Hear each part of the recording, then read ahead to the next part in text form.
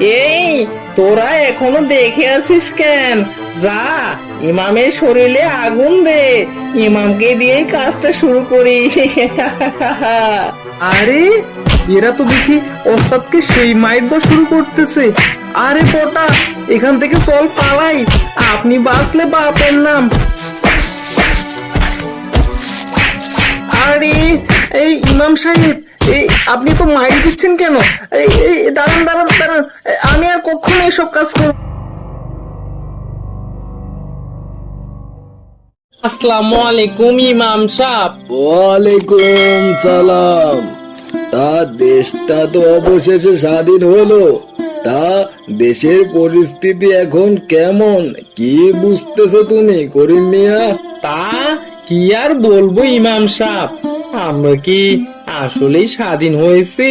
হিন্দুদের গ্রামের পর গ্রাম যেভাবে আগুন দিয়ে জ্বালিয়ে দিচ্ছে, আমাদের পাশের গ্রামের হরি কাকুর বাসাটাও ছাড়েনি ওরা। ইয়া আল্লাহ, এ কি শুরু হইল দেশে? তা বাজারে যে গুনি ময়রার দোকানটা আছে, ওইটা ঠিক আছে তো নাকি? তা দুঃখের কথা আর কি বলবো ইমাম সাহেব, আমরা জাতি হিসেবে সভ্য হইনি এখনো। স্বাধীনতা বলতে ব্যক্তি বা নির্দিষ্ট একটা গোষ্ঠীর স্বাধীনতাই বুঝি। সবার স্বাধীনতার কথা আমরা এখনো চিন্তাও করতে পারি না। হ্যাঁ, সেটা ঠিক বলেছ করিম মিয়া। সংখ্যালঘুরা যে মানুষ, তারাও যে স্বাধীনতা চায়, তারাও যে ভালোভাবে বাঁচতে চায়, তা মাঝে মাঝে আমরা ভুলেই যাই। তা হিন্দু, বৌদ্ধ, খ্রিস্টান, ওদের যে ধর্মীয় উপাসনালয়গুলো আছে, ওগুলো তো ঠিক আছে নাকি? হ্যাঁ হ্যাঁ, এটাই একটা আশার কথা যে মন্দিরের এখনো কিছু হয়নি, কিন্তু শুনতেছি একটা মহল মন্দিরগুলো নাকি জ্বালিয়ে দিবে। একটা সাম্প্রদায়িক দাঙ্গা তৈরি করার চেষ্টা করতেছে আর কি। আরে এটা কি? না না না, এটা কখনোই হতে দেওয়া যাবে না করিম মিয়া। চলো আমার সাথে, মন্দির পাহারা দিতে হবে আমাদের। হ্যাঁ, এটা আপনি ঠিক বলেছেন ইমাম সাহেব। সকল হিন্দু, বৌদ্ধ, খ্রিস্টানরা আমাদের ভাইয়ের মতন, ওনাদের ধর্মীয় উপাসনালয়গুলো রক্ষা করা তো আমাদেরই দায়িত্ব।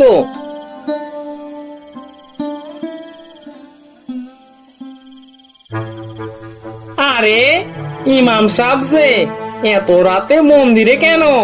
তা ইমাম বুঝি পূজা অর্চনা করা শুরু করেছেন? আরে চুপ থাক বেয়াদব, এত রাতে তোরা এখানে কি করিস? না ঘুমিয়ে? কি যে বলেন ইমাম সাহেব, আমরা এই মন্দিরটা জ্বালিয়ে দেব, সব মূর্তিগুলো জ্বালিয়ে দিয়ে ইসলাম প্রচার করব আমরা। আরে চুপ থাক বেটা, একটা মূর্খ। এসব দিয়ে কি ইসলাম প্রচার করা যায়? ইসলাম প্রচার করতে হয় সম্প্রীতি আর ভালোবাসা দিয়ে। তোরা ইসলামের কি বুঝবি রে হতচ্ছাড়া? আর তোদের মতো পশুগুলোর জন্য সংখ্যালঘুরা এই দেশেও নিরাপদ না, বুঝলি? আরে ইমাম সাহেব, চেতে যাচ্ছেন কেন? এত জ্ঞান গর্ব কথা শোনার জন্য তো আমরা এখানে আসিনি ইমাম সাহেব। আমাদের যেতে দিন। আমরা কি শুধু আগুন দিয়েই ক্ষান্ত থাকবো? আমরা প্রত্যেকটা মূর্তির গায়ে যে স্বর্ণ আর রৌপ্য গুলো আছে, ওগুলো নেওয়াই তো আমাদের আসল উদ্দেশ্য।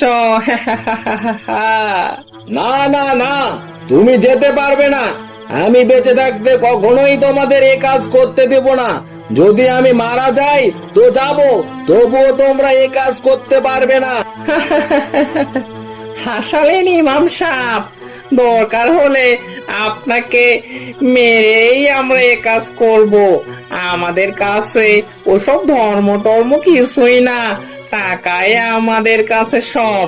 টাকা হলেই আমরা শান্ত, ধর্ম দিয়ে আমরা কি করব?